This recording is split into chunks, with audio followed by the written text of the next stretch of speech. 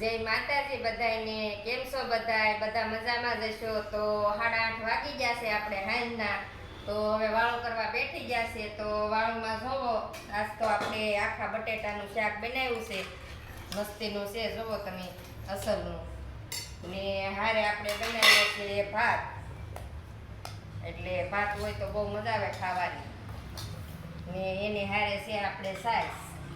તો આપણે સાસ તો જોઈએ જ, તે એના વિના તો હાલે નહીં. ને રોટલી બનાવી છે હારે. ને આ બપોરનું શાક પડ્યું છે આપણે રીંગણાનું ને સોળાનું.